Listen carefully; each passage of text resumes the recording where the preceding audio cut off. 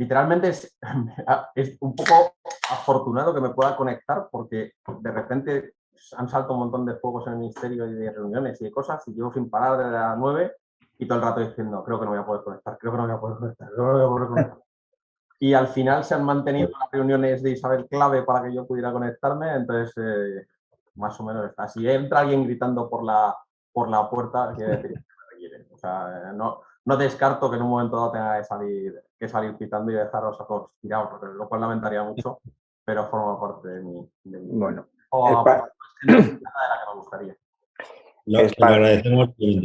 Sí, es parte de tu rol y te agradezco todavía mucho más que, bueno, pues que estés aquí con nosotros y que nos puedas dedicar todo este tiempo, pues especialmente sabiendo lo valioso que es, ¿no? Así que esperemos que estas crisis, microcrisis y policrisis que suelen surgir, bueno, pues nos permitan poder disfrutar de ti, pues un rato y que no sea como un reunión interruptus así demasiado rápido porque... Yo espero que no, de verdad, estaba todo alineado para que las reuniones coincidieran de manera que luego después de la reunión que tiene ahora tiene otra, o sea, en principio no debería haber grandes... Vale, venga, pues crucemos los dedos. Pero tened en cuenta que de vez en cuando tengo que pedir disculpas por adelantado, no vaya a ser que...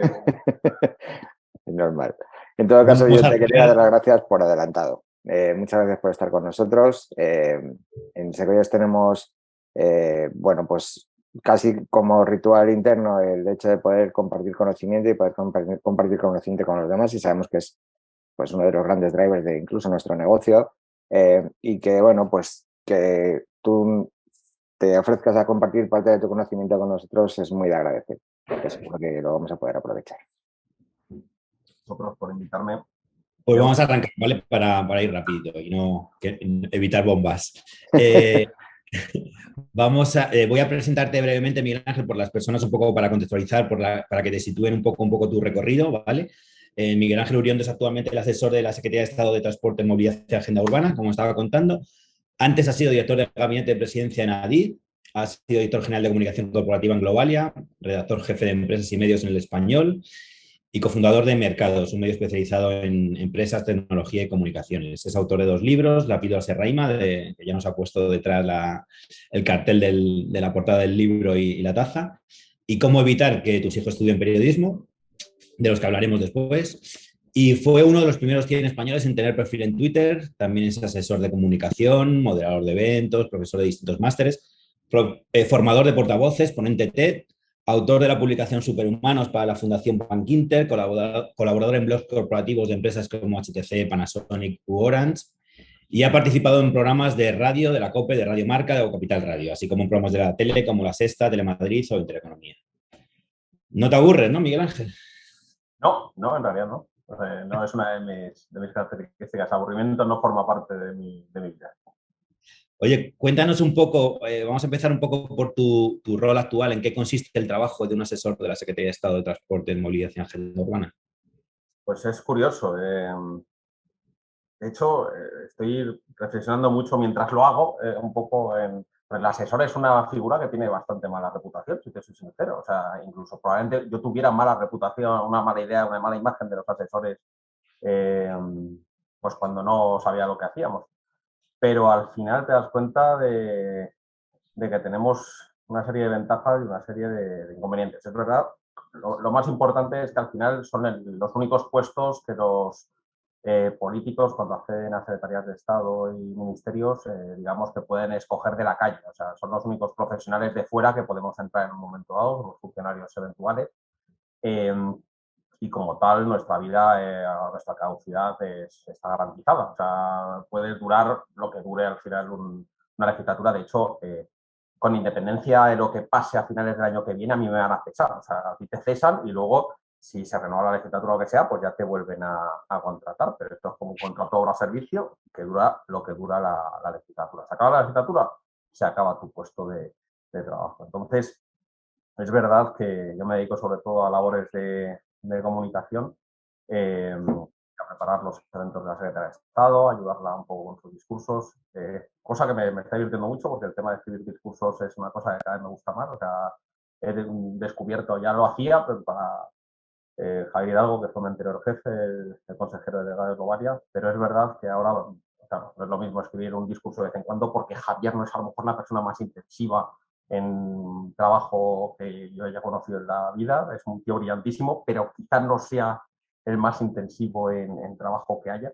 Él mismo te lo va a decir, no estoy diciendo nada que él le pueda enfadar, o sea, es una persona que trabaja cuando hay que trabajar, pero no le tenía todo el día haciéndole discursos, o sea, a lo mejor le hacía un discurso al mes, al secretario de Estado, a lo mejor le tengo que hacer 4 a la semana.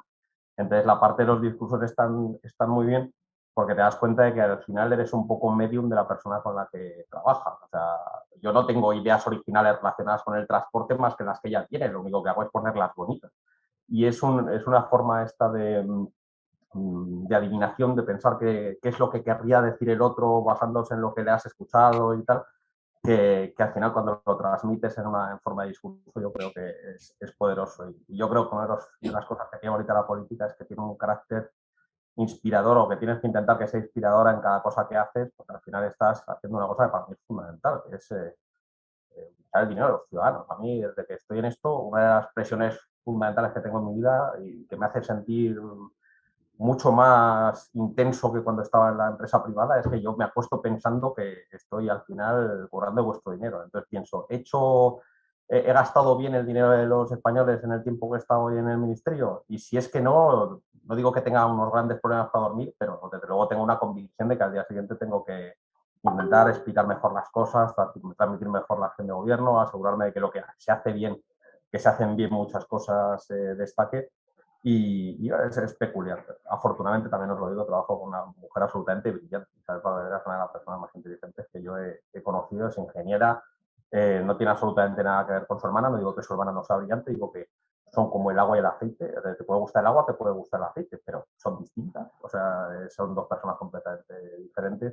Y además han llevado dos carreras que no tienen nada que ver. Entonces, lo que ha hecho Isabel para sacar de atolladero, cuando era ella director general en la DIC de construcción y sacaba todos los proyectos que no se desarrollaron por culpa de la crisis económica, los sacó adelante. Ahora sí estamos poniendo en cosas en servicio de AVE, se está haciendo gracias a que ella se puso las pilas hace unos años, se arremangó, transformó completamente a DIC como organización y ahora el gobierno está poniendo en servicio cosas pues porque ella las hizo posible. Tiene una capacidad de diálogo, una capacidad de hablar con la gente. Creo que probablemente, si me preguntas, ¿cómo es esto de asesor? Pues lo más importante es estar con alguien a quien respete. Lo que no creo que yo pudiera hacer, te lo digo claramente, es hacer este trabajo para alguien a quien no respetase. Volvería a la empresa privada en un suspiro antes que pensar en hacer este tipo de trabajo que es tan intensivo en confianza con alguien a quien no respeta. ¿Y se dejan asesorar a los políticos?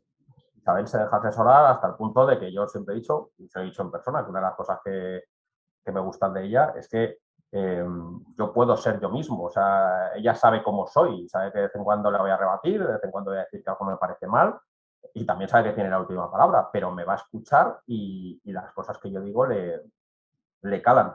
Hay una cosa que me está gustando también bastante, que es la de preparar notas de inteligencia sobre temas, porque es una cosa que es bastante divertida. A mí me gusta porque a otra gente decir, hacer notas sobre un tema, pues no me gusta, es que me apasiona, porque en realidad yo digo que es escribir artículos sobre temas en los que en el ministerio están obligados a contestarme deprisa. O sea, es como ser un periodista que solamente tiene un lector, pero que tiene todas las fuentes a su disposición. En ese sentido, tiene ventajas importantes, con lo cual, en realidad, la transferencia de competencias entre una cosa y la otra es total. O sea, yo lo que hago siempre es reportajes para Isabel, que son solo para Isabel, o para quien ella decida mandárselo, pero que tienen toda la información disponible. Entonces, el otro día hablando con otro amigo que también fue asesor, además en otro partido, llegábamos a la conclusión de que la escuela de rigor del periodismo económico, de haber estado en expansión, de haber trabajado con gente como Roberto Casado, como Ignacio Castillo, pues al final pues es una escuela de rigor que cuando estás en el día a día hace que la gente no te pueda rebatir luego un número, porque estás acostumbrado a que si los ponían mal te demandaban. Entonces, oye, pues tiene que estar. A mí me gusta pensar en la comunicación un poco como una carrera de fondo, ¿no? Como lluvia fina, ¿no? Como que hay que ser constante y durante mucho tiempo para al final construir una imagen y transmitir. Hablabas antes un poco de esa fecha de caducidad que puede tener un cargo social o política, ¿no? Entonces, ¿cómo se trabaja en comunicación cuando sabes que puedes tener una fecha de caducidad a corto plazo? Pues es uno de los grandes retos. De hecho, yo creo que esto lo he transmitido yo muchas veces. Y creo que a veces no hacemos las cosas como deberíamos y es que tenemos que ser mucho más marketing de guerrilla que de lo que somos realmente. O sea, hacemos ese trabajo de lluvia fina, pero yo creo que por la propia naturaleza ahora de nuestro trabajo, yo no sé si podemos hacer que la lluvia fina cale lo suficiente. Yo ahí me vas a perdonar el anglicismo, pero yo creo que el bold es ser más, no decir agresivo, pero ser más intenso, ser más concluyente, por lo menos en las cosas las que tienes factuales. O sea, yo tengo una lista del legado que ha dejado este ministerio durante los últimos 4 años que es irrebatible. Estábamos rebatiéndonos el cobre en la huelga de transportistas y conseguimos evitar que la huelga de transportistas fuera un absoluto desastre. Están llegando los fondos europeos y se están poniendo en servicio kilómetros y kilómetros de líneas de AVE y durante toda la legislatura ha sido así. Tienes un problema porque en Extremadura la línea de altas prestaciones, el inicio del servicio ha sido un poco más complicado del que te gustaría, pues sales y dices, ya, pero es que le hemos quitado una hora al Madrid-Badajoz. ¿Es todo lo que querríamos? No. Pero como decía el otro día Isabel en una entrevista, decía, es que salió una historia de Luis Landero que decía que todos los políticos tenían que ir al infierno por el tema de la Extremadura. Y decía Isabel, yo estoy haciendo todo lo que puedo por no ir al infierno. Pues eso es así. Tal. Lo que pasa es que al final, según vas poniendo en cosas en servicio, tienes que ponerlas en valor a los ciudadanos. Entonces, yo creo que tenemos que ser muy claros con la parte que hemos hecho de legado, de decir, mira, el servicio público está ahí, aquí hay gente en el ministerio extraordinaria, que eso sí se van a quedar en este gobierno y después, que han hecho un trabajo enorme para los ciudadanos. Estamos intentando transformar cómo se planifica la movilidad para los próximos 10 años y yo creo que hay muchas cosas en las que estamos haciendo, incluso si seguimos nosotros o vienen otros después, se van a tener que seguir haciendo de la misma manera, porque el debate de las infraestructuras está politizado, pero no debería estarlo. Yo creo que es el ministerio que menos politizado debería estar y lamentablemente lo está mucho, pero oye, al final vivimos en el mundo en que vivimos, pero yo creo que la clave está en poner en valor delante de los ciudadanos lo que se está haciendo mucho, mucho bien. ¿Y se puede trabajar en política y ser buena persona? No, yo soy todo lo mejor persona que puedo ser. Lo que sí puedo decirte es que no lo digo solo por ti, no lo digo solo por ti. Magníficas personas. Es decir también que yo una de las cosas que me queda absolutamente sorprendido y apasionado es la calidad y el trabajo de los funcionarios de este ministerio. O sea, yo siempre había pensado, mis padres son los 2 funcionarios, yo sé que nunca quise ser funcionario, ahora lo soy aunque sea eventual, pero yo ser funcionario nunca había estado en mi lista de deseos. Pero la cantidad de trabajo y la cantidad de volumen de cosas que se hacen y el empeño y la dedicación que hay en este ministerio me tiene, de verdad, me tiene sorprendido. Y estoy hablando de los funcionarios que son, oye, los que se dicen siempre que están ahí amo hermano. No, aquí hay muchísima gente que trabaja muchísimo y la verdad es que estoy orgulloso de hablar por ellos cuando tengo la ocasión porque son gente extraordinaria. Sobre los políticos, yo conozco políticos que son buenas personas, o sea, no tengo ninguna discusión. Creo que una de las ventajas que tienen es que siempre es más fácil que sean mejores personas de lo que la gente piensa que son. O sea, los políticos están tan desprestigiados que a poco que uno sea bueno, creo que la gente lo tiende a percibir. Tengo suerte porque la ministra Raquel Sánchez, no tengo un trato intensivo con ella, pero lo que he despachado con ella me parece siempre una persona fantástica y que Isabel, por encima de todo, es una técnica. O sea, Isabel está en política de forma circunstancial, porque yo creo que ella ha ido haciendo donde ella creo que ha creído que ha podido ayudar más a la gente. Y ahora está en esta situación, pero cuando deje de estar en esta situación está en otra situación y no habrá ningún problema. Es un técnico extraordinario y para mí es fundamental tener a alguien que se sepa todos los temas, que controle todo, que es capaz de llegar a consenso con todas las fuerzas políticas, no es en absoluto sectaria, no está pensando. Y quizá cada vez que alguien me sugiere cualquier cosa en ese sentido, me pongo especialmente tenso, porque si hay algo que no es Isabel, es sectaria. Es una persona que siempre busca el consenso, el compromiso, que entiende que las infraestructuras es una cosa que no se puede tratar sin hablar con la gente, sin hablar con todos los territorios, que los territorios son fundamentales para cualquier cosa que se hace. Y de esta manera, pues tengo la suerte de que en realidad no trabajo para una persona que yo considere una política propiamente.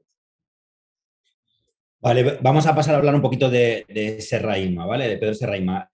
Yo soy muy pesado cuando algo me gusta mucho, yo soy muy fan de Pedro y obviamente el libro me flipó, pero si tuvieses que presentar, ¿quién es Pedro Serrahima? Bueno, yo diría que Pedro Serrahima es probablemente el tipo que más ha contribuido a cambiar la experiencia de cliente en España en los últimos 20 años. Así es, así. O sea, si tú piensas que te interesa la experiencia de cliente, creo que tienes que prestar atención a lo que hizo Pedro Serrahima en las distintas empresas con las que trabajó, porque además siempre he dicho que tiene un poder tan grande que consiguió efectuar cambios gigantescos desde una empresa diminuta y con un nombre patético. Una empresa que se llama Pepefon consiguió hacer cosas que afectaron al resto de operadoras y que afectaron a la manera en la que ellas trabajan. No consiguió arreglar todos los problemas, no consiguió quitar todas las malas prácticas, muchas de ellas siguen así. Él sigue además criticándolas todas y cada una de ellas. Pero es verdad que en muchos aspectos las compañías son mejores, o sea, todo el sector de telecomunicaciones es mejor gracias a Pedro y como además hay una cosa que sucede y es que tiendo a pensar que el sector de telecomunicaciones luego se transmite mucho al resto, todo lo que tiene que ver con tecnología transmite luego al resto de empresas. Me da la sensación que son como los early adopters de la gobernanza y de las buenas prácticas. Entonces, con ciertas salvedades, pero que la gente cuando viene de tecnología como que es algo guay, ¿no? Un Google, un Facebook, me da la sensación de que tiene un cierto valor añadido que luego transmiten bien a la sociedad. Entonces, de verdad, creo que ahora estoy viendo cosas en retail que vienen de Pedro y que yo puedo identificar esto ha venido de Pedro. Igual que hay cosas que vienen de Mercadona, o sea, hay personas o personajes que han cambiado la experiencia de cliente en los últimos años y para mí Pedro, no solo porque sea mi amigo, que lo es, pero yo creo que ha sido fundamental para esa transformación en España. Y la píldora Serrahima es realmente una historia de amor, más que un libro sobre un Claro, empresario también es una creativo. historia de amor con su mujer, porque la quiere mucho y no pierde ocasión en el libro de insistir en lo que la quiere. Pero sí creo que es una historia de amor en varios niveles. Es una historia de amor de dos amigos, o sea, porque al final yo me enamoré de la idea de Pedro cuando empieza. Tú me has preguntado, ¿se puede ser buena persona y trabajar en política? A mí Pedro me demostró que se podía ser buena persona y trabajar en una empresa. O sea, que las empresas son como personas y que pueden ser buenas personas o malas personas, depende de lo que hagan quienes trabajan en ellas, las culturas que se transmitan. A mí me dices, oye, gracias por venir aquí, yo pienso, hostias, estás juntando un montón de gente de tu empresa, estás intentando buscarles que crezcan, estás intentando plantear cosas originales, estás intentando fomentar su crecimiento personal. O sea, a mí eso me parece de buena gente. Entonces yo, a las empresas que me parece que hacen cosas de buena gente, yo siempre les tengo un cariño especial y un respeto adicional y por lo que he podido ver de la vuestra, diría que sois así o que por lo menos siempre tenéis la cosa de los principios. En vuestros tweets están como muy claras las cosas de los principios. Luego la gente que trabaje para vosotros, o sea, los que me digan si están así o no, pero por lo menos la sensación que transmitís para afuera sí que creo que está muy orientada en esta dirección. Entonces yo cuando conozco a Pedro me pasa una cosa y otra. Hicimos una especie de reportaje que era ser el director general de Pepefon por un día. Entonces esto no pasa nunca, era decir, oye, vas a llevar la compañía un día. Y yo decía, pero de coña.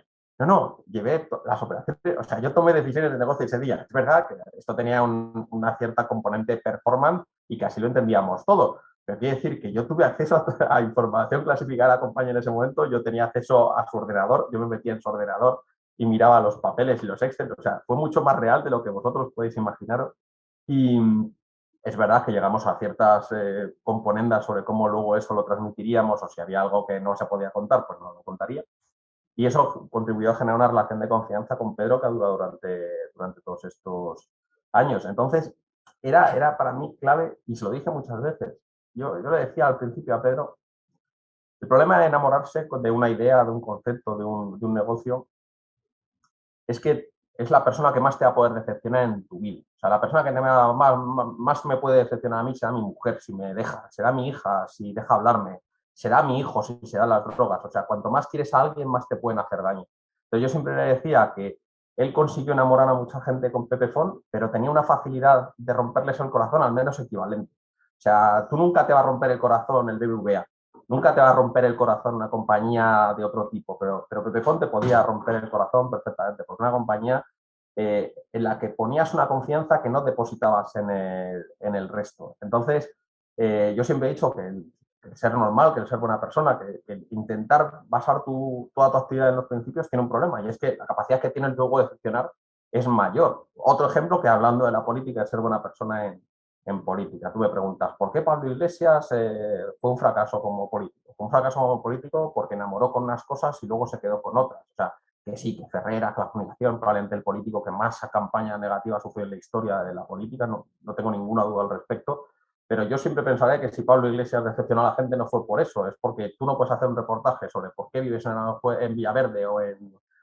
Lucha o donde viviese y luego te vas al chalet cuando habías dicho literalmente que las personas que se compraron un chalet de ese dinero, son la misma cantidad de dinero, son malas personas, pues entonces en el momento en que estás haciendo eso, pues tú creas un tal, o sea, dijo un día Donald Trump que él podía disparar a alguien por la calle y la gente le seguiría votando. ¿Por qué? Porque él nunca ha dicho que no vaya a disparar a niños por la calle. O sea, su figura no se basa en eso. O sea, Abascal podríamos descubrir que come niños crudos y probablemente habría votantes de Vox que votarían a Abascal de forma consensuada. O sea, no hay ningún problema porque los principios no forman parte de su personalidad. Él no, bueno, su principio son odiar a la gente, que no sé qué, o sea, las cosas malvadas y tal, pues sí son forma parte. Entonces, quienes quieren esas cosas, pues están en ese lado.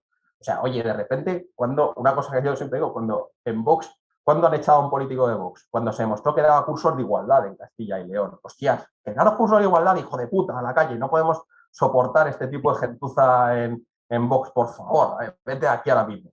Pues ese tipo de cosas, pues sí suceden. Pero cuando tú te basas en que eres un buen tío, que tal, pues ahí estás poniendo la confianza. Tal. Entonces, ¿qué ha hecho Pedro durante todos estos años? No me ha mentido nunca. Nunca me ha dicho, voy a hacer esto, voy a dejar de hacer esto y no lo ha hecho. Nunca me ha dado la sensación de que engaña a la gente. Entonces, cuando una persona lleva todos los años que llevo conociendo a Pedro sin engañar a nadie, ostras, pues lo tengo que valorar y sobre todo, si ha transformado además una industria como lo ha hecho él, pues para mí es valioso.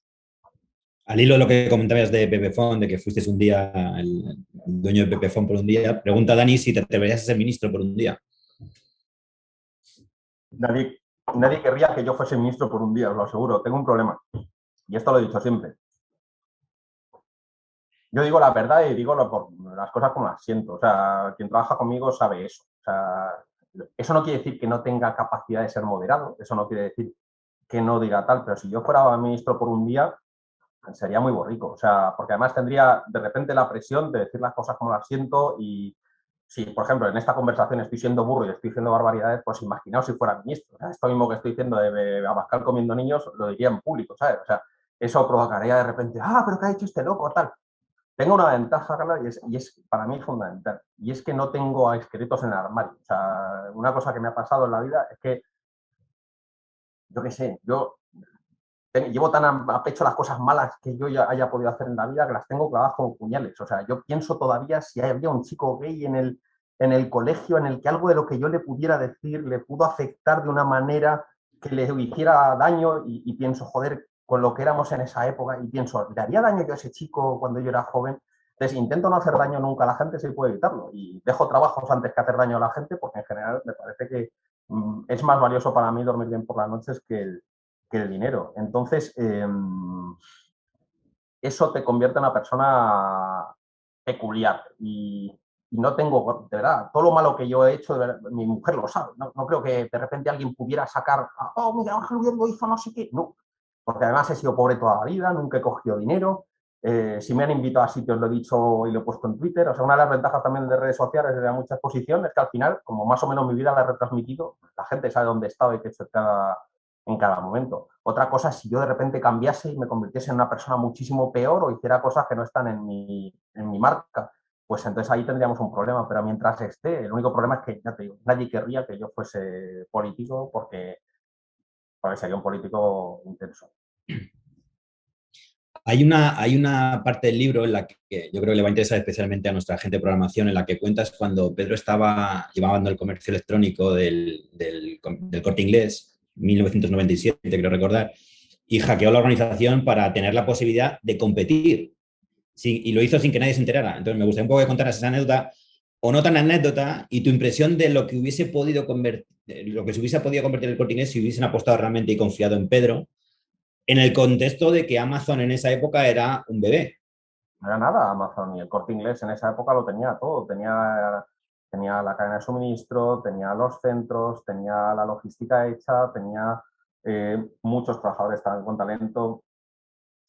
Eh, esa de las pocas historias, uno cuando escribe un libro sabe que tiene historias que conoce y historias que no. La del Corte Inglés fuera la que menos conocía yo de todas, porque nunca habíamos tratado este tema en detalle.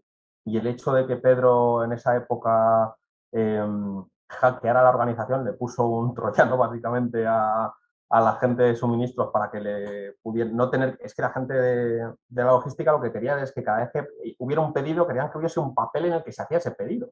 Entonces, claro, eso en Internet es un poco regular. Entonces, lo que hizo al final Pedro fue meterles un troyano para que cada vez que salía un pedido, ellos le mandaran un pedido. O sea, hizo lo que cualquier organización normal hubiera hecho en circunstancias normales, pero lo hizo así.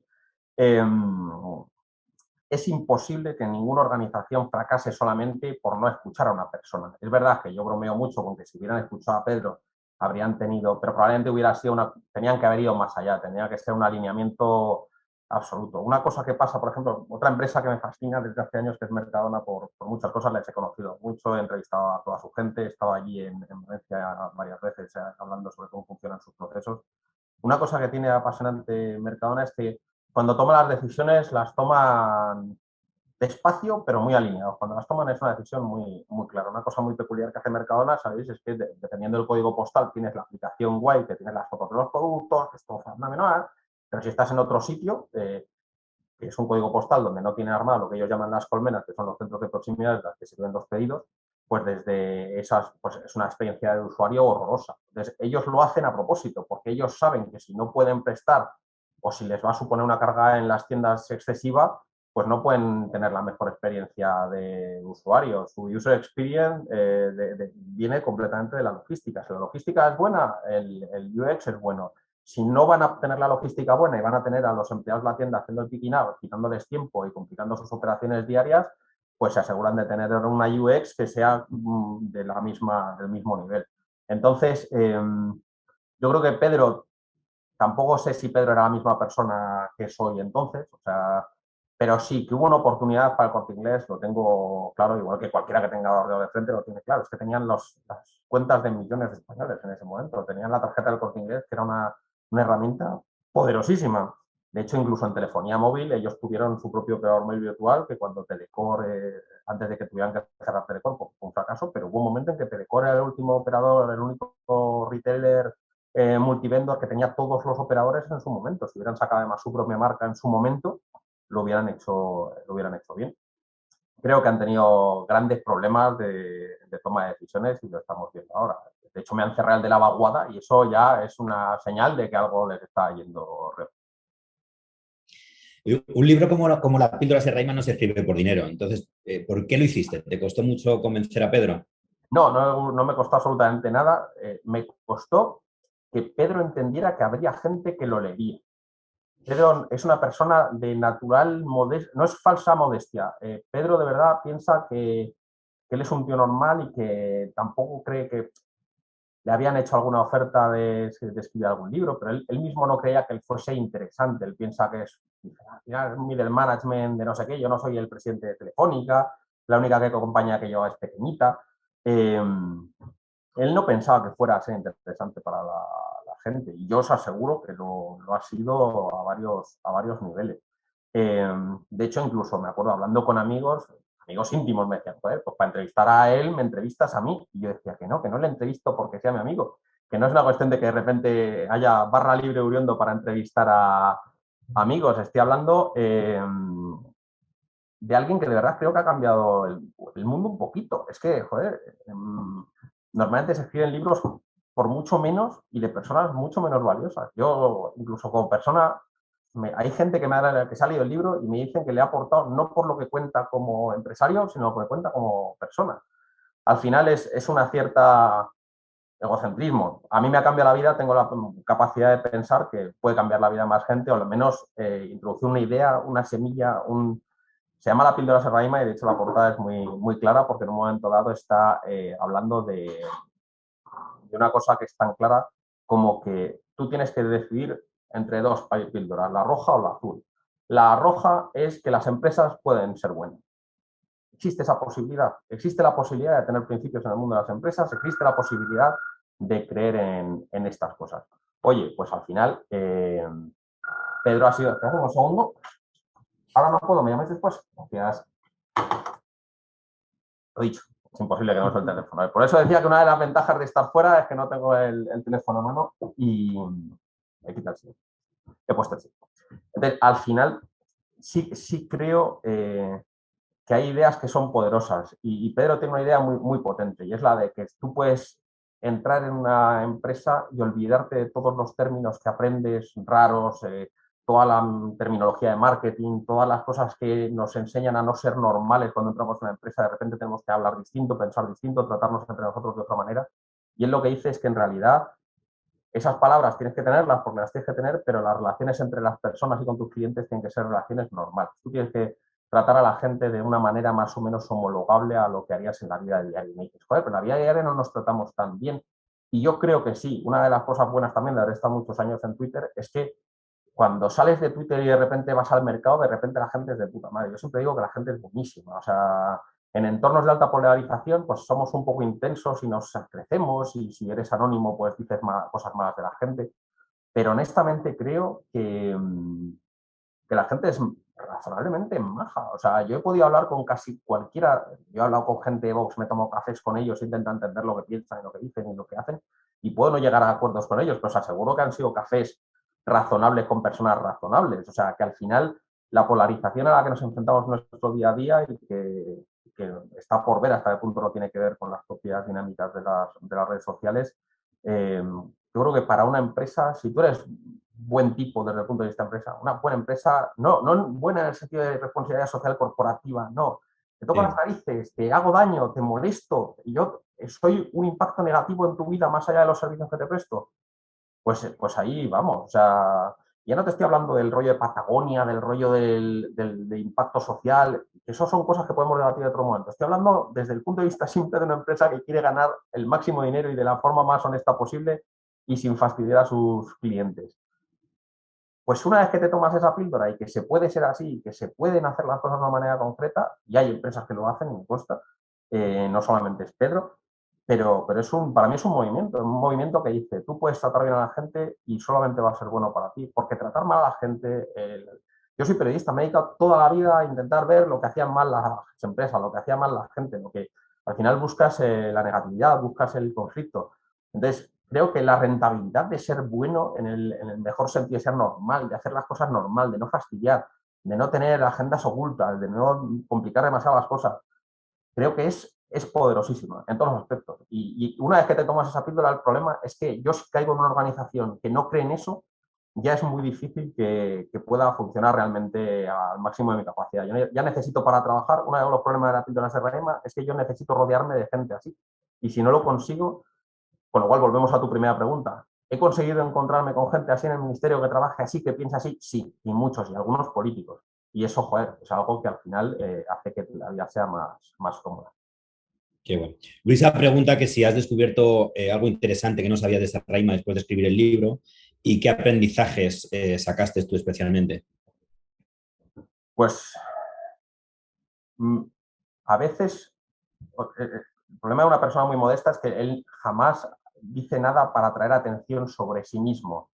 Él cree mucho, y esto lo comenta en el libro, que la gente es la que tiene que hablar bien de ti. Él usa en el libro, de hecho, la metáfora de que si vas a una discoteca, yo voy a una discoteca y le digo a una chica, oye, yo estoy viendo, he escrito 2 libros, he escrito de la píldora Serraima, creo en ser buena persona. Pues probablemente la gente se ría de mí. O sea, las personas que tienden al fomento excesivo de la automarca, en realidad, caen todo el rato en la parodia.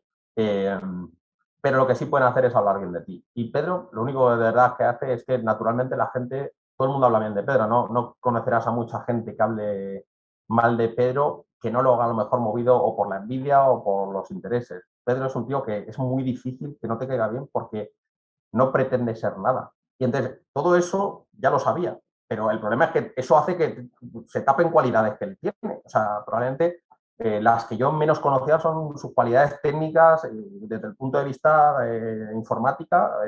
Yo sabía que él era un genio del Excel, porque es un genio del Excel, es un tío que con el Excel te hace cosas que yo no podría soñar, pero además de eso, luego es un tío que entiende programación, que es un tipo que cuando en Pepefon había problemas él se arremangaba como los demás y que hacía que todos los consultores y toda la gente que trabajaba para él le respetase. él valora el talento de la gente, no su currículum. De hecho, su director técnico durante años fue un tío que no tenía ninguna carrera técnica, pero que era un genio. Y luego, muy probablemente, que por su propia, las cosas que le interesan y tal, no quiero saber su elo en ajedrez, pero probablemente, esto me dejaría haberlo dicho delante de él, pero es muy posible que sea de altas capacidades por el tipo de cosas que resuelve y que es capaz de hacer. Muy brillante. Entonces, esa parte, pues yo no la tenía tan asumida, porque él la tapa mucho. No presume nunca de ser muy listo, pero es sorprendente la entrevista. Hay una cita de Jack Ma en el libro, en la que yo personalmente me siento muy reflejado, que dice dice, no soy un tipo tecnológico, miro la tecnología con los ojos de mis clientes, ¿no? Los ojos de la gente normal. Y en la conversación se está repitiendo muchas veces, hablando sobre todo de ese Rayman, ¿no? Lo de gente normal. Entonces, la pregunta es, ¿hay mucho anormal? ¿Hay mucha gente rara? ¿Las marcas prefieren tener clientes raritos? Bueno, yo pienso que la gente siempre es normal. O sea, de hecho, me acuerdo de la presentación que hicimos en Vitoria del libro, fue gracioso porque había una chica que entendía que cuando decías normal estabas yendo en contra de la diversidad, como que hubiera un estándar al que hubiera que fijarse. Y él decía, no, ser diverso es normal. O sea, cuando digo normal no me refiero a que tengas que ser de una manera en concreto, tú tienes que ser como eres. O sea, seas como eres normal. O sea, su concepto de normalidad no es un concepto de buscar una homogeneidad entre la gente, ¿no? Cuando habla de eso no se refiere a ese tipo de normalidad, no sirve unos clientes que sean arios de la normalidad, es una ridiculez. Él entiende que la gente es distinta, que es rara, que es puñetera, que tiene sus cosas que quieren, pero la gente al final quiere que te atiendan bien, quiere que tengan un buen servicio, quiere que le atiendan personas cuando hablan con ellos por pedirles algo, quieren que no les molesten más allá de lo necesario. Hay una serie de características de normalidad que son básicas de la prestación de cualquier servicio, de ser cualquier empresa. Entonces, esa es la normalidad a la que aspira Pedro, y yo creo que esa normalidad la tienen todos los clientes. El problema es que lo que él dice siempre es que esto me pasaba a mí cuando yo cubría telecomunicaciones. Tú entras en un sector como el de las telecomunicaciones y de repente entiendes cómo hablan los ingenieros, entienden cómo hablan los directivos y entiendes el NPS y empiezas a entender cómo funcionan las torres de telecomunicaciones, empiezas a utilizar su lenguaje. Entonces tú como periodista cada vez incluso te absorbes más en ese mundo y empiezas a entender cómo se forman las tarifas, cada vez sabes más de marketing, cada vez entiendes más esas palabras. Entonces, cuanto más haces esas cosas, menos eres capaz de explicarle a la gente con normalidad las cosas.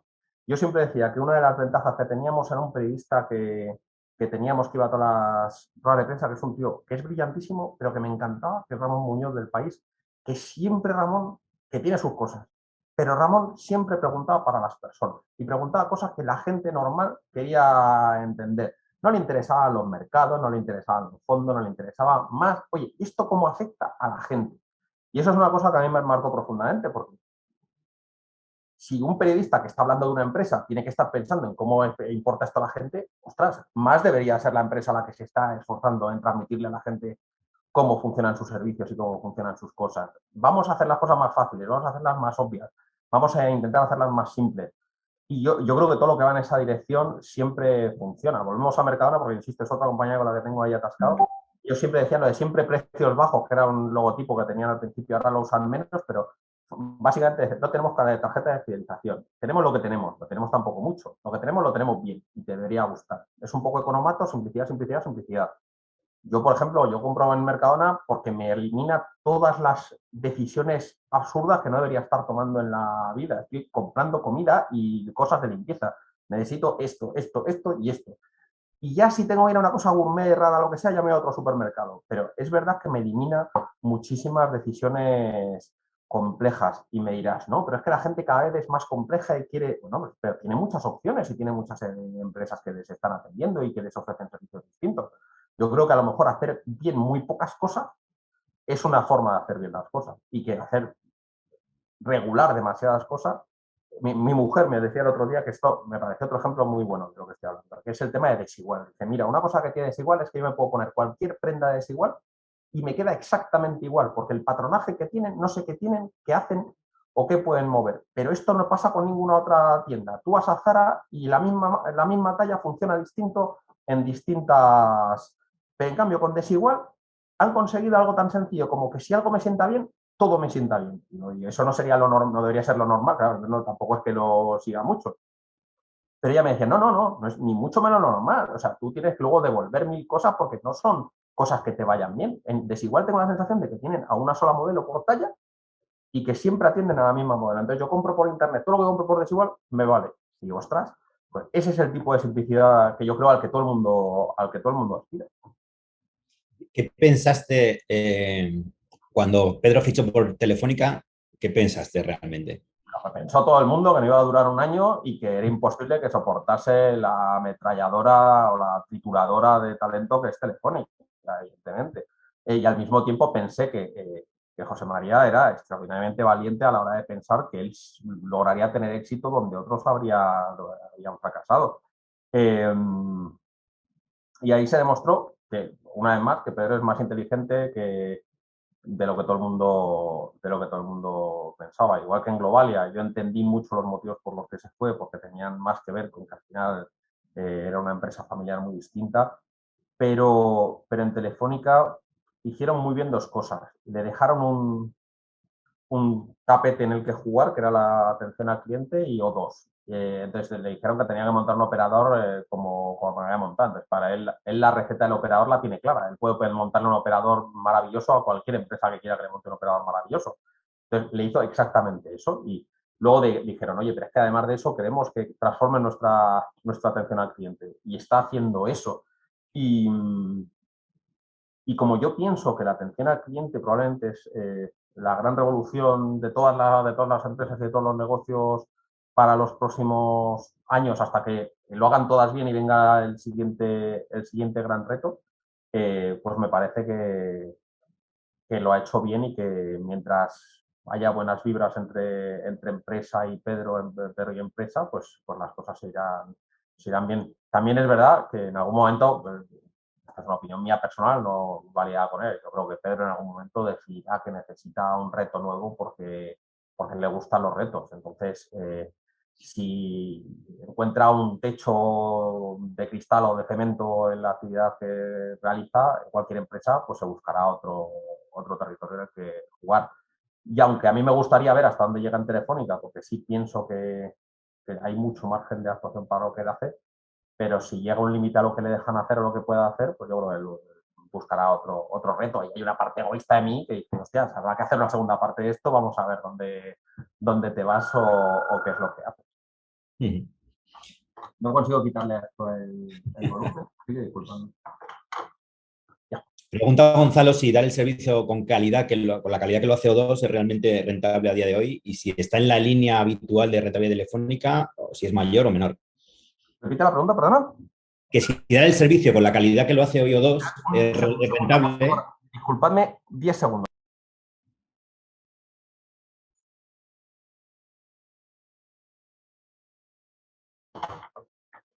Este teléfono es del diablo, no consigo que se apague, o sea, no consigo que no haya sonido. Bueno, ¿qué se hace? Perdona, repite la pregunta. Si es rentable O2 a día de hoy, con el servicio de calidad que dan, y que si está en la línea habitual de la rentabilidad de Telefónica. Yo creo que es rentable, desde luego, seguro es rentable, no me cabe ninguna duda.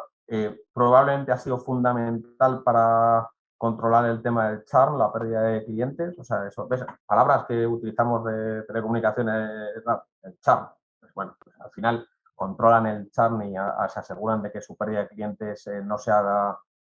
No quiero pensar lo que habría sido Telefónica si no fuera por O2, eso también te lo digo. Creo que O2 ha sido en muchos aspectos un bálsamo que ha ayudado a contener muchas cosas, porque es verdad que la guerra de precios que estamos viendo ahora en el sector de telco es absolutamente cruenta. Entonces, al final, si tú tienes una compañía que funciona razonablemente bien, que sin ser los precios más bajos del mercado consigue a alguien que aspira a un nivel de servicio más que correcto y sin extras raros, pues O2 es una condición. El problema es cuando quieres ya el fútbol y cuando quieres que te metan sus canales de televisión y tal, pero yo O2 es la compañía que recomiendo para todo porque es de Pedro en realidad, porque yo sé que el nivel o sea, la marca de Pedro va en esto, yo sé que no van a hacer cosas que yo no acepto ya, que no le permito a nadie. Entonces, también decía mucho que Pepe Fore era como refugio para personas maltratadas de la telefonía móvil. O sea, después de mucha gente, muchas operadoras que te machacan, que te hacen negging, que te torturan, que te llaman de todo, que tienes que estar negociando todo con ellos. O sea, yo pienso que si fuera una relación, las operadoras son una relación muy tóxica y claro, Pepefone era como una relación en la que te trata bien, te deja ir a tu aire, no te dice que no puedes vestir de una manera determinada. Me parecía como mucho más agradable. Es lo que yo aspiro en una relación, pues lo tengo en el operador. Hace lo que necesito que haga y yo le doy lo que necesita. Ella tiene lo que yo necesito, lo que ella necesita, que es mi dinero, y yo tengo lo que ella necesita, que es el servicio. Y ya está, buen rollo, sin grandes. Le falta un poco un componente aspiracional que sí tenían con Pepefone, esas cartas larguísimas que escribían para explicar cada cosa, que eran una cosa más startupil en muchos aspectos.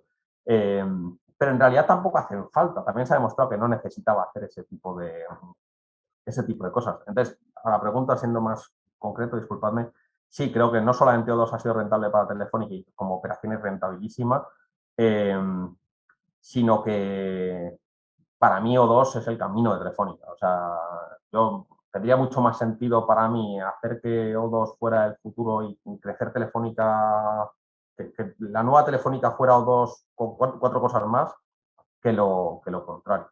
Pero eso va a ser imposible. Pero desde el punto de vista de lo que yo creo, vamos, lo tengo clarinete. O2 es la marca que tendría Telefónica y en muchos aspectos lo fue. Estuvo a punto de serlo hace muchos años. Pero bueno, eso también lo contaba en el. Vale, voy con una pregunta de Jorge. Por contextualizar, nosotros somos una empresa full remote desde hace casi 3 años, pero se llevaba haciendo trabajo, o sea, teletrabajo en formato híbrido desde hace 12, o sea que tenemos una amplia experiencia. Y Jorge pregunta que dice, pensábamos que el teletrabajo había venido para quedarse, pero desde que las restricciones se han levantado hemos visto como todo el mundo ha vuelto a las oficinas y las carreteras y las grandes ciudades están otra vez atascadas, con lo que se supone para las emisiones de CO2 dentro de un contexto de crisis climática y con el precio de los carburantes en máximos. Y la pregunta es, ¿por qué crees que las empresas son tan reacias al teletrabajo? Tengo respuestas de todo tipo y también hablaría de la gente, ¿eh? O sea, cuidado. Estoy de acuerdo, algunas empresas han sido muy reacias al teletrabajo y me consta que tengo gente que me están diciendo que sus empresas les piden volver y están frustradas con eso. O sea, eso me consta que es un hecho, no voy a rebatirlo. Pero también voy a decir que hay gente que quiere volver a la oficina, ¿eh? O sea, que el volver a la oficina, hay gente que si le dan la opción, vuelve a la oficina. Eso tampoco va. Y me dices el coche, los atascos. Ostras, en el Ministerio hemos hecho lo que para mí es un experimento interesante, que es el tema de la gratuidad de las cercanías. Para el transporte en Madrid te cuesta el 50% y las cercanías son gratis, básicamente. Entonces, tú me dices, pues se saturará de gente que ya dejará de ir al coche que es caro y contaminante y irán todos en cercanías o con el 50% del abono de transporte. No, no está pasando. La gente va en coche. Es decir, los hábitos de la gente son complicados y complicados de cambiar. Y creo que hay una cuestión de inelasticidad en la gente que es importante. Una persona que coge el coche muchas veces tiene que ver porque tiene hijos y necesita llevarles primero a uno a otro. O sea, la gente más o menos se compone su vida como puede y la oficina puede incluso tener un papel en esa componente. Entonces, yo intento juzgar lo menos posible a la gente. O sea, pienso en por qué hacen lo que hacen. Yo pienso que muchos van a la oficina porque quieren, porque socializan, porque se sienten solos en casa, porque no tienen un espacio de trabajo adecuado. En España vivimos en un sitio en el que al final el hecho de vivir en casas muy pequeñas o razonablemente pequeñas en comparación con otros países lo compensamos con el hecho de que vamos a centros de trabajo y tenemos una vida nocturna, salimos, vamos de copas. O sea, nuestra casa es una parte de nuestras vidas, pero una parte pequeña. No vivimos todos en chalets, en las afueras. No tenemos ese concepto suburbano que tienen en otros países, incluso en Reino Unido. Yo sí creo que hay una parte de todo esto que yo he leído a un reportaje, no me acuerdo si fue en el New York Times o en el Times, que hablaba de cómo le sorprendió cuando era uno que se recorrió España y que le sorprendió que vivíamos en casas muy pequeñas. Y es verdad, vivimos en casas bastante pequeñas casi todos. Entonces, ¿por qué vives en una casa tan pequeña? No solo es el precio de la vivienda, es porque vives mucha parte de tu vida fuera de tu casa y la oficina formaba parte de eso. Renunciar a todo lo que ha formado nuestra vida, que al salir de la oficina tienes tu cerveza, no sé qué, no sé cuántos, ¿es siempre ventajoso? Pues hay equilibrios. En la empresa de mi mujer hay mucha gente que no le han dejado hacer el teletrabajo 100% y que está frustrada porque se había ido a las afueras o a otra ciudad con precios de vivienda mucho más bajos y vivían desde ahí. Entonces, solo con que les hagan volver un día a la semana ya les están destrozando el acuerdo vital que tenían con la empresa. Y hablamos de una empresa en la que yo desde que conozco a mi mujer, desde hace 18 años, ella siempre ha teletrabajado, ¿eh? O sea, ella ha empezado a lo mejor con un día a la semana, pero la última vez cuando empezó la pandemia estaba casi en 2 y pico a la semana, eran 80 días de teletrabajo al año. Pero ¿qué pasa también? Que las empresas son muy diferentes. Vosotros, como lleváis 12 años haciendo teletrabajo, tenéis mecánicas de teletrabajo establecidas y funcionales. O sea, ya sabéis teletrabajar de manera que en la productividad os afecta relativamente poco ampliar o reducir ese impacto. Y ahora, ¿por qué creo que también pasa? Creo que el middle management tiene un papel en esto fundamental. Creo que hay mucha gente que existe única y exclusivamente para rodear a la gente, pasearse por la oficina y decirle a la gente lo que tiene que hacer. Y esos papeles necesitan que estés en la oficina. O sea, eso en los medios de comunicación yo lo tenía claro. O sea, había redactores jefes que solamente existen para meterles caña a la gente de alrededor y pasearse y hacer como que trabajan. Entonces, hay ciertos perfiles profesionales que se basan en esto y no vamos a engañarnos. Hay mucha gente que está en la oficina, pero trabajar razonablemente poco, no es muy constructiva o no hace demasiado. Entonces, esos perfiles necesitan la oficina desesperadamente, necesitan la apariencia de que hacen algo, necesitan calentar sillas, necesitan esa percepción de valor. No todo el mundo, yo siempre he dicho que yo no, a mí nadie me va a valorar por el tiempo que estoy en la silla, o oye, yo puedo estar una hora despachando con vosotros hablando de estas cosas, pero os aseguro que yo me lo gano el fin de semana, me lo gano por las noches, me lo gano, o sea, yo, y el valor, y si no crees que aporto valor, oye, me voy a otro sitio donde crean que aporto. O sea, tengo una he hecho las paces con cómo aporto valor, pero hay mucha gente que no tiene las paces hechas consigo misma y con su lugar en el mundo. Entonces, a muchas de esas personas están en la oficina y obligar a la gente a estar en la oficina les resulta forzoso. Entonces, y luego hay otra cosa, que las empresas tienen alquiladas oficinas. Incluso hay filiales de multinacionales en España que a lo mejor no tendrían sentido si la gente no va a la oficina.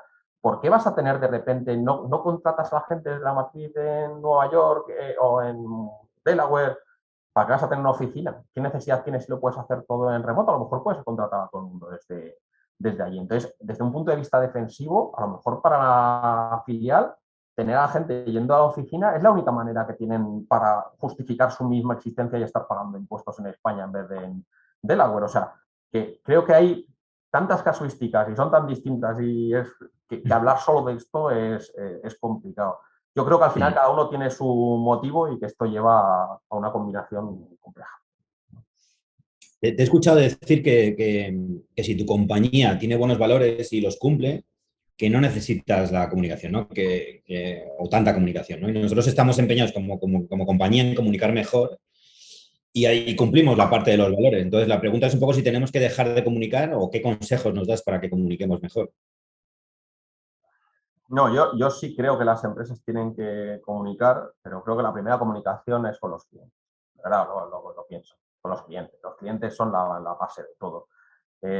Esto es como lo que os decía de que Pedro no le gusta que hablar bien de sí mismo, quieren que los demás hablen bien de ti. Si tus clientes hablan bien de ti, si la gente con la que has trabajado habla bien de ti, si la gente tiene cosas buenas que decir de ti, ahí hay una parte de todo esto que es absolutamente fundamental.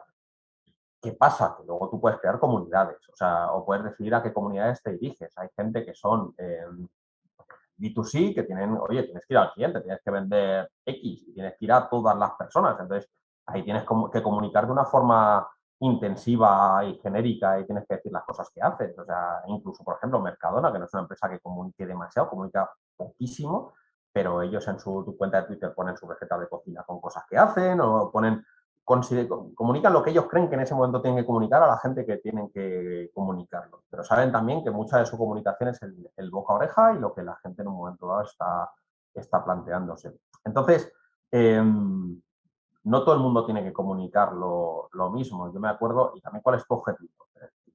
Tu objetivo es que tener muchos clientes. Oye, pues si tus clientes hablan bien de ti, tiendo a pensar que es más fácil que vayas a tener. ¿Cómo puedes conseguir más clientes? Oye, pues a lo mejor te gira sectoriales, a medios sectoriales en los que se trate bien en tu caso de éxito, lo que sea, eso puede ser una opción perfectamente buena. Gente que está viendo cómo funciona, pues tiene sentido que a lo mejor es el boca a oreja, pero a través de los medios de comunicación. Eso para mí tiene cierta lógica. O si estás dedicado a una cosa en concreto, pues creas comunidades en las que se hable de esa cosa en concreto. Además, puedes crear tú las comunidades y puedes involucrar lo que lo estéis haciendo, estéis involucrando a vuestra plantilla en una acción en concreto y les dé comunicación, porque luego va también de puertas hacia afuera. Entonces, vosotros que marca la vez, porque estáis diciendo, mira, nosotros asociamos nuestra marca a la de este tío, con lo cual asociamos también nuestra marca a la de Pedro Serrahima, tiene sentido todo esto. Nosotros somos de este rollo.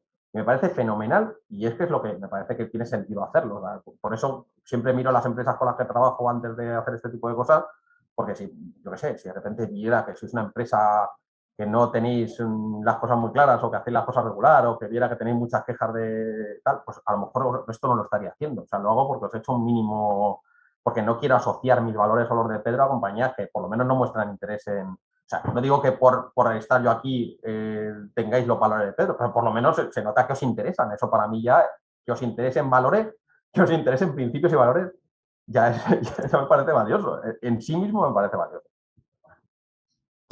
Justo eso, lo que te voy a preguntar, ¿no? Todo lo que ha hecho Pedro tiene que ver con tratar a las personas como a personas, a hacer cosas extremadamente normales, con un sentido común aplastante. Y encima ha tenido éxito. Entonces, la pregunta es por qué no se copia eso y sí se copian las malas prácticas. Porque las malas prácticas también funcionan. Yo me acuerdo una vez con un directivo de Yastel y no entendía por qué llaman a la gente a mediodía, a la hora de la siesta, para despertarles e intentar venderles movidas. Y no lo entendía, y él era un directivo importante de esa casa, le quiero muchísimo, y me respondió una cosa que no se me ha borrado nunca en la cabeza. Miguel Ángel, porque lo que nos quiten en reputación no lo conseguimos en ventas. Es que vendemos, es implacable, funciona. Y como funciona, era una época en la que además a Yastel necesitaba crecer como fuera, estaban desesperados, como funciona, pues tengo que hacerlo. ¿Qué voy a hacer? ¿Hacer algo que no funciona? ¿Meterme en una historia en la que no sé si voy a tener éxito cuando ya tengo un manual que sé que funciona? Tú puedes utilizar o sea, volvemos a lo mismo. Si eres un partido político y usas el miedo, sabes que el miedo funciona. Si eres una empresa de entretenimiento y utilizas el sexo, sabes que el sexo funciona. Hay cosas que sabes que van a funcionar, las malas prácticas funcionan, y las prácticas que no son especialmente y regalar cosas y luego cobrárselos en la factura.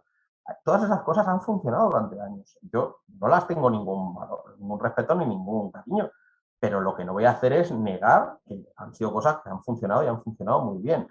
Que tú me digas, esto funciona, Pedro funciona, y a lo mejor la gente dice, ostras, pero a lo mejor funciona y a lo mejor, ¿y si yo no soy lo bastante bueno? ¿Y si no llego a las alturas? ¿Y si todo el mundo compite en el nicho de repente de ser buenas personas? Entonces ya no se convierte en un diferencial, entonces mi diferencial acaba siendo otra vez el precio.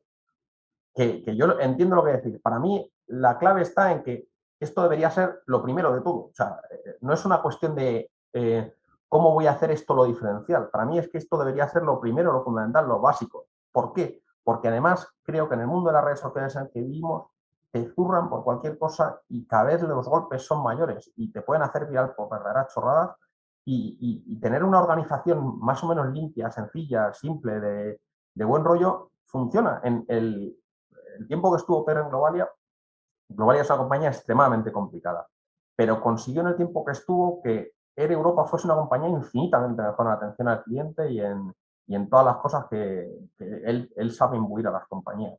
Evidentemente tuvieron problemas durante la pandemia, pero por lo menos tenían unos mecanismos de relación al cliente súper sensatos y que estaban muy trabajados. Y dices, hostias, pues una aerolínea contamina mucho, no sé qué. Sí, sí, las aerolíneas tienen sus propios retos, pero por lo menos habían hecho ese esfuerzo de decir, vamos a hacer bien por lo menos la atención al cliente de la gente. Y eso a mí me parece que es como ahora mismo, es que ya no estamos hablando de por qué le tienes que copiar, es que como no le copies, no veo más que riesgos. Es que no creo que haya muchas alternativas. No creo que haya muchas alternativas a tener un negocio limpio, sencillo y bien organizado, porque es que si no te van a venir por todos lados y te van a avanzar. Es que no hay grandes compañías. El Corte Inglés era complicadísima y no está yendo bien. No veo grandes compañías que con una gran complicación les esté yendo fenomenal. Más allá de las que funcionan con mecanismos financieros complejos o que los fondos están para hacerlas crecer como sea. Pero yo creo que hay un tipo de compañía que funciona oye, yo creo que los mercados funcionan. Y las compañías simples, fáciles y que tratan bien al cliente funcionan. Es que al final esto nos lo enseñó el tendero de nuestro barrio. De, oye, yo te fío, pero no sé qué, pero era fácil, era sencillo, era normal. Pues yo creo que no vamos, esa normalidad para mí es un sine qua non, no es un algo diferencial de por qué no te copio para ser súper diferencial. No, es que creo que todas las compañías van a terminar copiando a Pedro tarde o temprano porque no creo que tengan alternativa. De verdad no la creo. No creo que haya muchas soluciones a esto. Bueno, llevamos una hora, no te quiero robar más tiempo de tu generosidad ni crear un problema de Estado con la ministra. Tengo todavía, sí. Es posible que, o sea, si tenéis alguna pregunta más, yo os había dicho, tengo todavía un rato. Pero Hay decenas de preguntas que se van a quedar en el tintero. Te quería preguntar un poco también porque sé que tienes 3 libros un poco en el horizonte. Uno de ellos, además, con mi compañero de máster, Guillermo de Haro. ¿Nos puedes adelantar un poco de estos proyectos y de qué van? el de Guillermo es el más fácil de contar porque es un tío muy brillante, ¿no, Guillermo? Porque se parece a mí, con lo cual aquí estoy. No, Guillermo y yo nos fascina una cosa hace muchos años y es el tema de las empresas en el mundo de la ficción. O sea, cómo funcionan las empresas en la ficción, qué han hecho en el mundo de la ficción. Yo ya he escrito sobre esto, él también, entonces pensamos que sería un libro bonito escribir sobre esto y hacer una cosa un poco más armada. No solo él ha escrito algún libro concreto sobre un tema en particular, yo he escrito un par de artículos largos sobre el tema.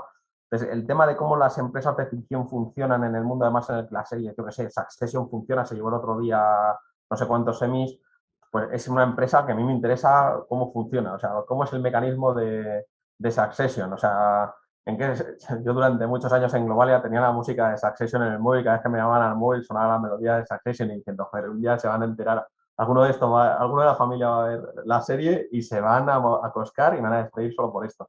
Pero era un chiste para mí interno de cómo funcionan empresas familiares con sucesiones complicadas. Creo que luego las empresas tienen cosas que aprender de verdad de esto, porque al final son casos de uso que, aunque ficticios, oye, tampoco son mucho más reales los que les pasan a las escuelas de negocios, o sea, porque al final todos están mediatizados un poco. Entonces, ese es uno de ellos. Hay otro que tengo que hacer en una novela que quiero dedicar a mi ciudad natal. Yo soy de Móstoles y siempre lo he sido muy a tal. Entonces, hay una novela que yo creo que tengo que hacer sobre Móstoles. Estoy todavía intentando un poco armarla. Y luego tengo de hecho tengo otros 2 libros. O sea, en realidad tengo 4 o 5 en la cabeza. Pero esos están todavía más verdes. O sea, voy preparando notas y algún día a lo mejor si llego a viejo, pues a lo mejor me da tiempo a acabar. Y el libro, el de cómo evitar que tus hijos estudien periodismo, fue una especie de despedida de la profesión. Fue literalmente una despedida de la profesión. Yo adoro la profesión del periodismo. O sea, me parece necesaria, me parece que la sociedad necesita el periodismo, me parece que hace falta mejor periodismo y en ese momento me despedía. Entonces yo llevaba 20 años ejerciendo y no quería que se me olvidasen las cosas que había vivido. Entonces la mejor forma de un poco transmitirlas era hacer ese esfuerzo de comunicación. Entonces, para mí, aunque se llame cómo evitar que tus hijos estudien periodismo, es una forma de por lo menos que la gente que estudie periodismo sepa dónde se mete. Yo pongo lo que he ganado en cada momento de mi vida, o sea, todos mis sueldos como periodista están ahí reflejados. O sea, están reflejados lo que yo he ganado, están reflejadas las vivencias que he tenido, están reflejadas vivencias de otros. He hablado con muchos compañeros que han ido transmitiendo ese tipo de cosas. Para mí, quien lea ese libro, a lo mejor esa persona, y quiera luego estudiar periodismo, es quien debería estudiar periodismo. Yo creo que si alguien lee ese libro y después estudia periodismo, es de verdad la persona que tiene que estudiar periodismo. Eso sí, hay mucha gente que a lo mejor lee este libro y dice, hostia, ¿dónde narices me estoy metiendo? Y eso son los que hay que mantener fuera de la profesión a toda costa, sobre todo para no hacernos perder el tiempo a ninguno. Tú que eres, que has trabajado en tecnología, ¿no? Y que eres un ferviente admirador de la tecnología, ¿qué es lo que te atrae de la tecnología y hacia dónde crees que va? Yo creo que en tecnología, y voy a hacer las respuestas muy simples para que te entren más.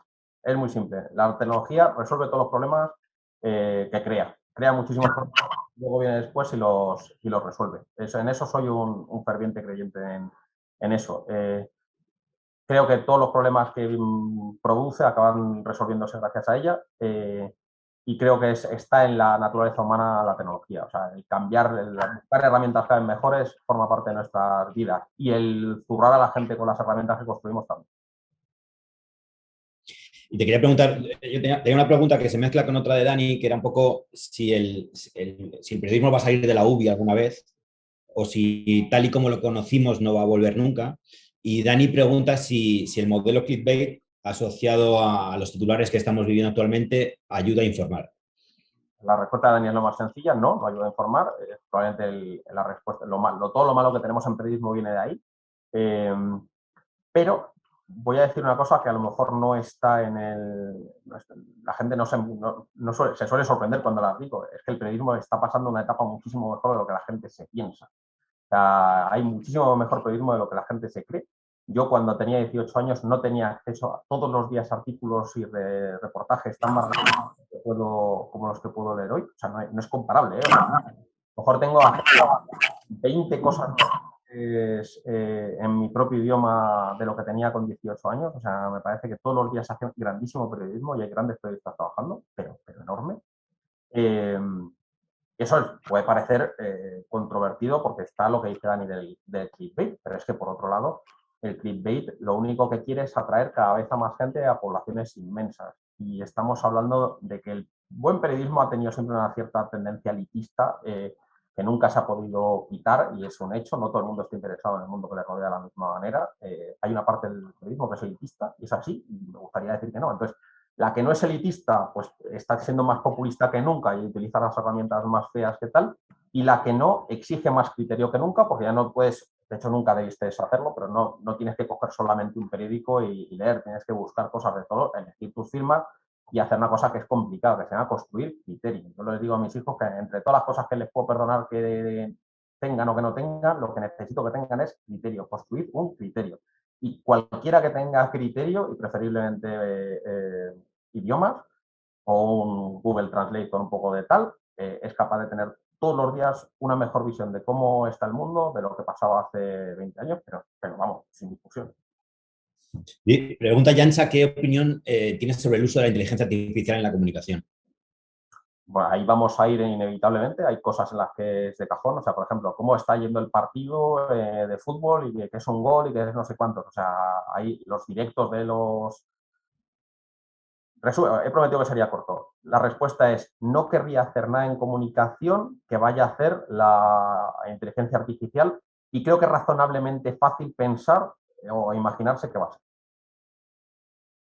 Vale, yo creo que vamos a terminar para no abusar más de ti con una pregunta de Dani un poco interesada porque él vive en Jerez y con tu experiencia en Adif y ahora en el Ministerio de Transportes dice que sí hay que tener un ministro o secretario de Estado gaditano para que el AVE llegue a Cádiz. No, pero hay una cosa curiosa sobre el tema del AVE. Y esto, voy a intentar hacerla rápida, pero que tiene que entender la gente. La gente tiene que pensar en el AVE como un río y luego pensar en los afluentes. O sea, España está formada por dos redes diferentes. La red de ancho internacional, UIC, que tiene un ancho de una manera, y la red de ancho convencional, que es el ancho ibérico, que es un poco más gruesa. ¿Qué pasa? Tenemos una tecnología en España, la tecnología del cambio de ancho, que te permite que los trenes puedan ir de un sitio a otro.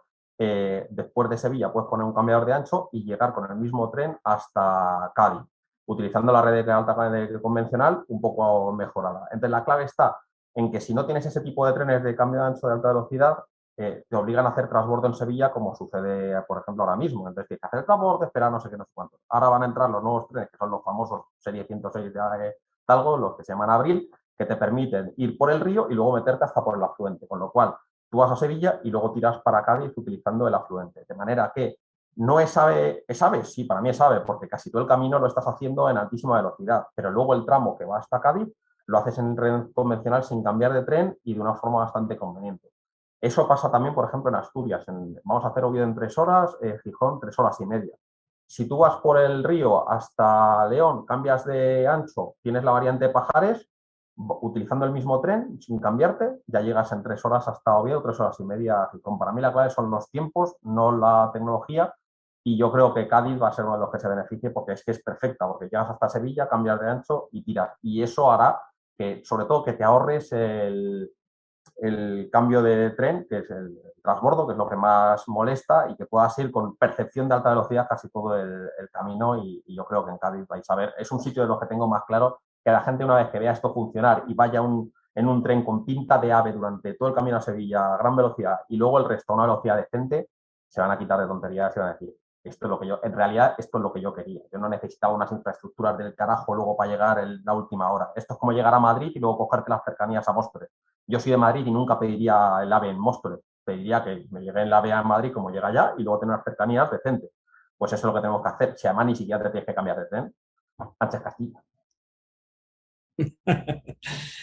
Oye, Miguel Ángel, pues millones de gracias. Disculpas a los que habéis hecho preguntas y se han quedado sin ahí, pero no, sin responder porque no daba opción. Yo me he quedado con millones de Los DMs del correo, del Twitter los tengo abiertos, respondo a todas las que... Si me ponéis DM, juro que los respondo a todos. Genial, genial. Pues muchísimas gracias. Yo quería preguntarte lo último, si crees que podríamos engañar algún día a Pedro para que estuviese en un formato como este.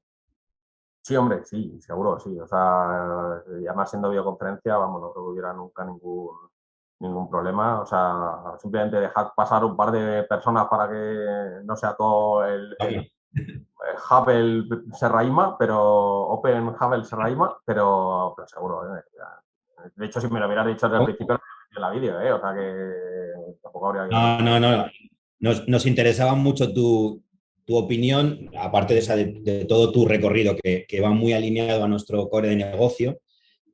Nos interesaba mucho también tu opinión como, pues eso, como el creador un poco de ese escaparate que se ha convertido ese libro, de darlo a conocer, ¿no? Un poco más de lo que podía ser conocido Pedro, ¿no? A muchos niveles, ¿no? Del mundo de la empresa.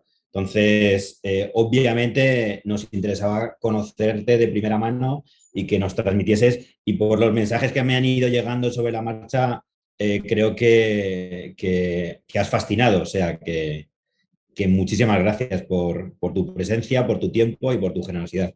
Me fascino porque la gente dice que hablo muy deprisa, entonces eso les suele fascinar. Eso es probablemente lo que más fascina de mí, que dicen, este cabrón cómo habla tan deprisa, y todo es por culpa del hombre de los Micro Machines, porque los que tenemos una edad sabemos que lo que no son Micro Machines no son los auténticos.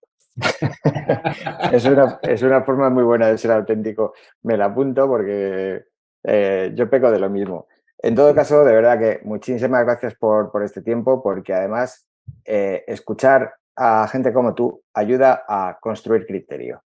Y estoy de acuerdo contigo en que es una de las cosas que tenemos que construir continuamente, no solamente los peques, sino nosotros constantemente. Así que muchas gracias por tu tiempo. Muchas gracias a vosotros, Peque, Carlos. Un aplauso para Miguel Ángel, por favor.